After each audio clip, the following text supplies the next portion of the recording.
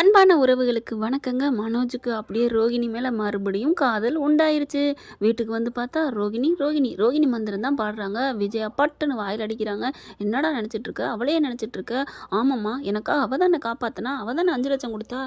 என்னம்மா அள்ளி விடுறான் அடே அப்பா. இங்கே அப்படி மீனாவும் முத்துவும் அப்படியே திகச்சு போய் நிற்கிறாங்க. அவங்க எவ்வளோ கஷ்டப்பட்டாங்க, அலைஞ்சாங்க, அதை பெருசாகவே நினைக்கலங்க. அப்படி ஒரு முக ராசிங்க மனோஜுக்கு. ரோஹிணி மேலே ஒரு பிரியம் வந்துடுது. அண்ணாமலை வாயே திறக்கிறதில்ல. இப்போ மீதி லட்சத்தை கொடுக்குற வழியை பாடுறா, அந்த 5 லட்சத்தையும் அவட்ட மூச்சியில் விட்டுருடா அப்படி இப்படின்னு விஜயா சொல்கிறாங்க. அதுக்கு அப்புறம் இங்கே பார்த்தீங்கன்னா சிந்தாமணிகிட்ட போயிட்டு மீனா வீரவசனம் பேசுகிறாங்க. இங்கே பார், ஏழை மக்கள்கிட்ட நீ வாங்கியிருக்க இது எல்லாத்தையும் நீ வந்து முறியடிச்சு உன்னை எல்லாத்தையும் தூக்கி போட்டு உன்னை தூக்கி உள்ளார போட்டுருவேன் ஓய்னு ஆச்சாக்கா பூச்சாக்கான்னு பேசுகிறாங்க. அப்படியே பார்க்குதுங்க சிந்தாமணி. கமிஷனர் ஆஃபீஸ் வரைக்கும் போகிறேங்கிறாளே, என்ன பண்ணுறது அப்படின்னுட்டு எல்லாத்தையும் இவங்க அசலும் வட்டியும் கொடுத்துட்டாங்க, நீ இன்னும் கொடுக்காம இருந்தால் என்ன அர்த்தம் அப்படின்னு சொல்லி தாங்க பாயிண்டை வைக்கிறாங்க. இப்போ சிந்தாமணிக்கு ஒரே ஆப்பா வச்சுட்டு போயிட்டா மீனா. என்னடா இவ வீட்டை தூக்கலான்னு பார்த்தா நம்ம வாங்கி வச்சிருக்கிற ஒட்டுமொத்த வீட்டையும் கொத்தா அள்ளிட்டு போக பார்க்குறாளே, என்ன பண்ணுறது அப்படின்னு சிந்தாமணி தவிப்பாக இருக்குது. அதுக்கப்புறம் அக்கா இப்போ என்னக்கா பண்ணுறது, அதான் என்ன பண்ணுறதுன்னு புரியலையே, எல்லா வீட்டு பத்திரத்தையும் கொடுங்குறாளே, நான் என்ன பண்ணுவேன். அக்கா நீ எல்லாத்தையும் காசு கொடுத்துட்டா தானக்கா, நீ கொடுத்த காசு கொடுத்துட்டாடா. அப்படின்னா அது செல்லாதேக்கா, அப்புறம் என்னக்கா, அதான்டா என்ன பண்ணுறதுன்னு தெரியல. அப்போ நீ எல்லாத்தையும் கொடுக்க போறியா? ஐயோ இந்த மீனாவை தூக்கணும்டா, அவள் இனிமேல் இங்கே இருக்கக்கூடாதுடா அப்படின்னு சொல்லிட்டு பயங்கர காண்டாகிறாங்க. ரோஹிணி வீட்டில் போய் பேசிக்கிட்டு இருக்காங்க. என்ன ஆண்டி சொல்கிறீங்க, இப்படிலாம் மிரட்டுறாளா? ஆமாம்மா, அவளை நான் என்ன பண்ணுறது அப்படிங்கல. ஆண்டி உங்களுக்கு நான் என்ன வேணாலும் பண்ணுவேன் ஆண்டி, நீங்கள் என் புருஷன் வர்றதுக்கு நீங்கள் உதவி பண்ணியிருக்கீங்க, நீங்கள் மட்டும் இல்லைன்னா என் மனோஜ் என் மேலே பாசமாக இருப்பாரா அப்படின்னு சொல்ல. என்னம்மா சொல்கிற? ஆமாம் ஆண்டி, அவர் எனக்கு ஃபோன் பண்ணிலாம் பேசினார் ஆண்டி. ஃபோன் பண்ணி பேசினானா? ஆமாம். பார்த்தா மனோஜுக்கு ஃபோன் பண்ணி ரொம்ப தேங்க்ஸ் ரோஹிணி அப்படின்னு சொல்லிலாம் பேசிடுறாரு. அதனால நீங்கள் சிந்தாமணிட்டு ரொம்ப சந்தோஷமாக சொல்லுது. இப்போ ஃபோனில் பேசினவன் நாளைக்கு உன்னோட வீட்டுக்கு வரணும், அதுதான் நல்லது இல்லையா, ஒன்று அந்த வீட்டுக்கு கூப்பிடணும். கண்டிப்பாக அவங்க என்னை கூப்பிட மாட்டாங்க, ஆனால் இனிமேல் நான் அங்கே போய் இருக்கிறத விட அவரை நான் கூட்டிகிட்டு வந்துடணும், கூட்டிகிட்டு வந்து அதுக்கப்புறம் பார்த்துக்கிறேன் அப்படின்னு இங்கே ரோஹிணி சொல்ல. ஆண்டி உங்களுக்கு நான் ஏதாவது பண்ணணும் ஆண்டி அப்படின்னு சொல்ல. என்ன பண்ணலாம் ஏது பண்ணலாம் அப்படிங்கிற இந்த மீனாட்டை போயிட்டு பேச்சு கொடுத்துட்டு எப்படியாவது அவளை நான் பண்ணணும், அவளை தூக்கணும் அப்படிங்கிறாங்க. சரி ஆண்டி அப்படின்னு சொல்லிட்டு என்ன பண்ணுறாங்க, வெயிட் பண்ணிட்டு இருக்காங்க. மீனாவை பார்க்குது ரோஹிணி. போயிட்டு என்ன பாத்தியா, என் புருஷன் என் பக்கம் என் பேச்சை கேட்குற அளவுக்கு சாஞ்சிட்டாரா அப்படி சொல்ல. ஏய் நீ சும்மா நடிக்காதடி, பார்க்கலாண்டி என்ன பண்ணுறேன்னு பார்ப்போம், கண்டிப்பாக உன் புருஷன் மூஞ்சில் காரி துப்பிட்டு வரத்தாண்டி போகிறாரு, உனக்கு என்னடி என் புருஷன் என் கூட சேர்ந்தா அப்படின்னு ரோஹிணி பேச. இங்கே மீனா பார்க்குது, அது நீ நேர்மையான நல்ல முறையில் சேர்ந்தா நான் ஒன்றும் சொல்ல போகிறது இல்லடி அப்படி இப்படின்னு பேசிக்கிட்டு இருக்கையில் இவங்க பூ வச்சுருக்காங்க பார்த்தீங்களா, அந்த வண்டிக்குள்ளே தவறானதை வச்சு விட்றாங்க. பார்த்தா மீனா என்ன பண்ணுது, ரோஹினிட்ட ஒன்றெல்லாம் பேசுறதுக்கு நான் ஆள் இல்லை அப்படின்னு சொல்லிட்டு வண்டி எடுத்துகிட்டு போகுதுங்க. கரெக்டாக போலீஸ்காரவங்களுக்கு தகவல் சொல்லிடுறாங்க. அவங்க டப்புன்னு கேட்ட போட்டுறாங்க. வண்டிக்குள்ளே என்னம்மா வச்சுருக்க? பூ தாங்க வச்சுருக்கேன். பூ வச்சுருக்கியா பார்க்கணும் அப்படின்னு பார்த்தா அங்கே தவறான பொருட்கள் இருக்குது. என்னம்மா இது? ஐயோ நான் பூ தாங்க வச்சுருக்கேன், நீ இப்படி பூ வைக்கிறேன்னு சொல்லிட்டு தப்பான பொருள் விற்றுக்கிட்டு தெரியா அப்படின்னு சொல்லிட்டு கைது பண்ணி கூட்டு போயிடுறாங்க. முத்துவுக்கு தகவல் சொல்லிடுறாங்க. ஓடி வராரு. என்ன மீனா என்ன ஆச்சு? தெரியலங்க, நான் அப்படிலாம் பண்ணுவேனாங்க. என்ன மீனா நீ இப்படி பண்ணுவியா, எனக்கு தெரியாதா என்ன அப்படின்னு சொல்லிட்டு இருக்கீல. இது யார் பண்ணியிருப்பா? எனக்கு அந்த ரோஹிணி மேலே தாங்க டவுட்டாக இருக்குது. டவுட் என்ன, அவள் தான் பண்ணியிருக்கணும். ஏன் மீனா, அவள் தான் வந்து பேசிக்கிட்டு இருந்தா, ரொம்ப நேரம் பேச்சு கொடுத்துட்டு இருந்தா, ஆனால் அவள் வண்டி பக்கம் போகலையே. வண்டி பக்கம் போகாட்டி என்ன, அவள் ஆட்களை யாராவது வச்சு பண்ணியிருக்கலாம்ல. ஐயோ அப்படிங்கிற இருக்கட்டும் நான் போய் வச்சுக்கிறேன் அப்படின்னு சொல்லிட்டு முத்து செம்மையாக கோவத்தோடு அங்கே போகிறாரு. மீனா அங்கே ரோஹிணி வீட்டுக்கு போகிறாங்க. போயிட்டு செம்மையாக கொடுத்து கட்டுறாரு. இங்கே பார், என் பொண்டாட்டி இதில் நீ தான் வச்சேன்னு எனக்கு நல்லா தெரியும், நான் ஏன் வைக்கிறேன், எனக்கு என்ன தேவையாது, எனக்கு தேவை மனோஜ் தான், உன் பொண்டாட்டிகிட்ட வைக்கணும் அவசியம் இல்லை, மரியாதை கிளம்பிப்போ அப்படின்னு ரோஹிணி கத்த. பார்க்குறேன்டி எப்படி நீ இருக்குன்னு பார்க்குறேன் அப்படின்னு முத்து கத்திட்டு போகிறாரு. எப்படி மீனாவை எடுக்கிறதுன்னு அப்படியே பைத்தியம் பிடிச்சி பித்து போய் பிடிச்சி தர்ற மாதிரி தெரியுறாருங்க முத்து. என்ன பண்ணுறதுன்னு தெரியல. எந்த இடத்துல அப்படின்னு அங்கெல்லாம் சிசிடிவி கேமரா இருக்கான்னு பார்க்குறாங்க. அங்கே இருக்குது, ஆனால் அவங்க பூட்டி இருக்குது. கடை மூடி கிடக்கு, இன்னும் வரலைங்கிறாங்க. அவங்க எங்கே இருக்கான்னு பார்த்தா அவங்க வெளியூர் போயிட்டான்னு சொல்லிட்டாங்க. இப்போ என்ன பண்ணுறது ஒன்றும் புரியலேன்னு செல்வமும் முத்துவும் தவிக்கிறாங்க. மீனாவும் போய் பார்க்குறாங்க. நான் எந்த தப்பும் பண்ணலைங்க அப்படின்னு மீனா அழுக. நான் பார்த்துக்கிறேன், நீ பேசாமல் இரு அப்படிங்கல. வீட்டில் பார்த்தா மனோஜுக்கும் இங்கே வீட்டிலே எதுக்கெடுத்தாலும் சண்டை வருது. உன்னால தான்டா, உன்னால தான் நீங்கள் 2 பேரும் சண்டை போடட்டே, எனக்கு இந்த வீட்டில் மதிப்பே இல்லை, நான் ஏன் இங்கே இருக்கணும் அப்படின்னு சொல்லிட்டு வெளியில் கோவமாக போகிறாரு மனோஜ். போகிற இடத்துல பார்த்தீங்கன்னா இங்கே ரோஹிணி கேட்சப் பண்ணிடுது. போயிட்டு புருஷன்கிட்ட பேசுதுங்க. இவரே போயிட்டு ரோஹிணி எனக்கு அந்த வீட்டில் மதிப்பே இல்லை ரோஹிணி, நீ மட்டும்தான் என்னை மதிக்கிற அப்படின்னு சொல்லிட்டு இனிமே அங்கே போக வேணாம், நம்ம வீட்டுக்கு வந்துரு மனோஜ் அப்படின்னு சொன்னகையோட சரி ரோஹிணி நான் உன் கூட வந்துடுறேன் அப்படின்னு சொல்லிட்டு வீட்டுக்கு போயிடுறாருங்க. இங்கே பார்த்தா காணோம்னு தவிக்குது. மனோஜ் எங்கடா போனேன் அப்படின்னு விஜயா கேட்க, நான் என் வீட்டுக்கு வந்துட்டேம்மா. ஓ வீடா? எதுடா உன் வீடு?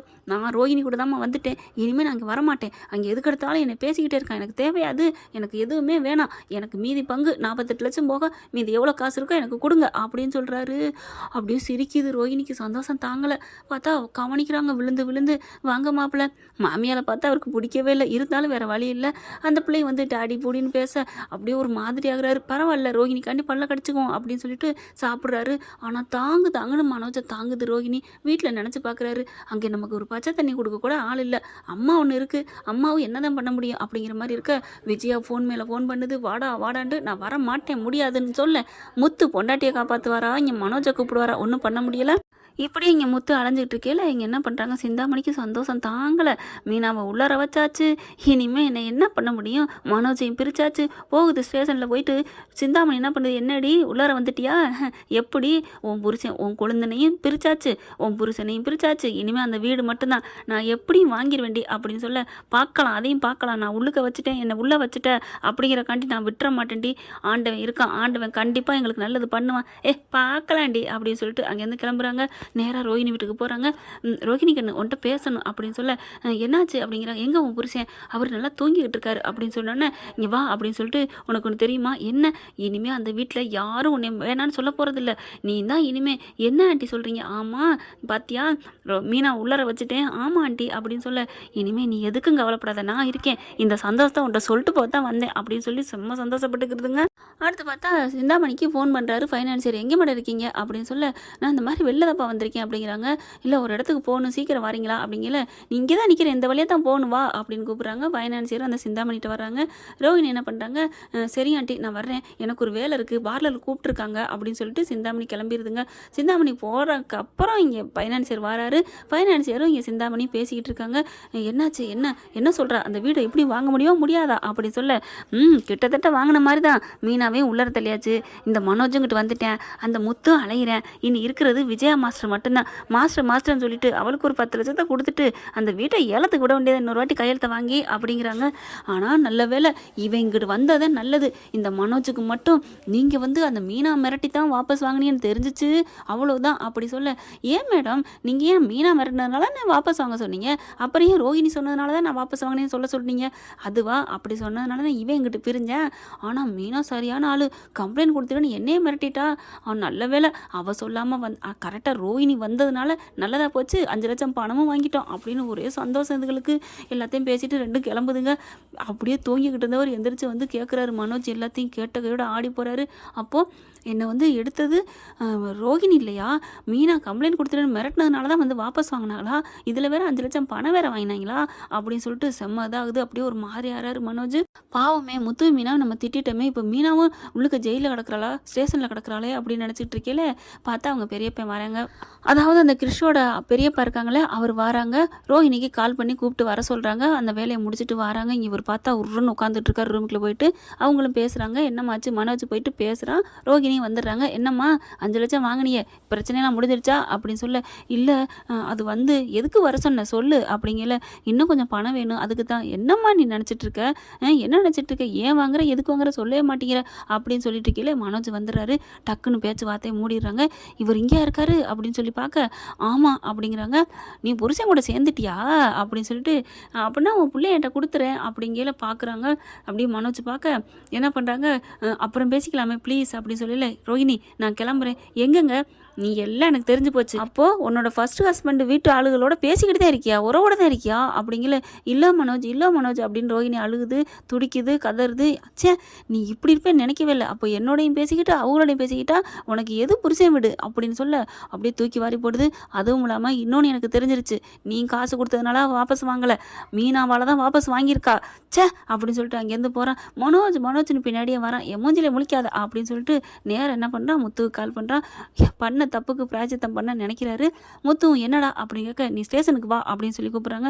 நேரம் அங்கே போகிறாங்க. போன கையோட இங்கே பாருங்கள், எல்லாமே இந்த சிந்தாமணி பண்ண வேலை தான், மீனா மேலே எந்த தப்பும் இல்லை அப்படின்னு சொல்ல. என்னையா சொல்கிற அப்படிங்கல. ஆமாம் அந்த தவறான பொருள் வச்சது எல்லாமே இவங்க தான் அப்படின்னு சொல்லிட்டு அப்படியே வீடியோட காமிக்கிறாங்க. அதாவது ஃபைனான்சியரும் சிந்தாமணியும் பேசிக்கிட்டு இருந்தாங்க இல்லையா, அந்த மாதிரி தவறான பொருளை வச்சு மீனா உள்ளுக்க தள்ளிட்டேன்னு அது எல்லாத்தையும் வீடியோ எடுத்திருக்காரு மனோஜ். அதனால் அதை காமிச்சோன்னே போலீஸ்காரங்க பார்க்குறாங்க. அட பாவிகளா இப்படி இல்லாமல் பண்ணுவாங்க அப்படின்னு சொல்லிட்டு உடனே போய் கைது பண்ண சொல்கிறாங்க. சிந்தாமணியும் ஃபைனான்சியரும் வந்துடுறாங்க. 2 பேரும் தூக்கி உள்ளார வச்சுட்டு மீனா வெளியில் எடுக்கிறாங்க. மீனாவும் முத்தும் பார்க்குறாங்க. பாத்தியா சொன்னேன்ல ஆண்டவன் நல்லவங்களை கைவிட மாட்டான்னு அப்படின்னு சொல்லிட்டு கெத்தா மாசா வெளில வராங்க. மனோஜை பார்த்து கையெடுத்து நன்றி சொல்கிறாங்க. ரொம்ப தேங்க்ஸ்ன்னு சொல்லிட்டு பரவாயில்ல மீனா முத்து டே நான் தான்டா தப்பாக நினச்சிட்டேன். அந்த ரோஹிணி காசு கொடுத்ததும் ஏமாத்திட்டாங்க தான்.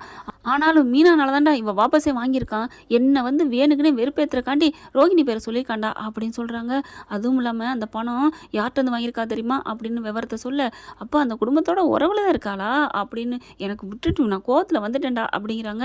சரி சரி நிதானமாக முடிவெடு, இப்போவாது பொறுமையாக நீ கரெக்டாக பேசுனியே, நல்லபடியாக முடிவெடுத்திருக்க அப்படின்னு சொல்லிட்டு வீட்டுக்கு வராங்க. வீட்டுக்கு வந்து மனோஜ் அவங்க அப்பா அம்மா பிடிச்சி கட்டி பிடிச்சி அழுகிறாரு. என்னை மன்னிச்சிருமா அப்படின்னு சொல்லிட்டு, என்னடா சொல்கிற, நான் வெளியில் வந்தது காரணமே முத்துவும் மீனா வந்தாமா அப்படின்னு நடந்ததை சொல்ல, ஓ அப்படியா அண்ணாமலை பார்க்குறாரு. அது என்ன ஓ அப்படியா, அதான் நல்லது பண்ணியிருக்கால நன்றின்னு சொல்ல மாட்டேன் அப்படின்னு சொல்ல, சரி சரி வீட்டுக்கு தானே பண்ணியிருக்கா நல்லது நன்றி நன்றி அப்படின்ட்டு போகுது விஜயா.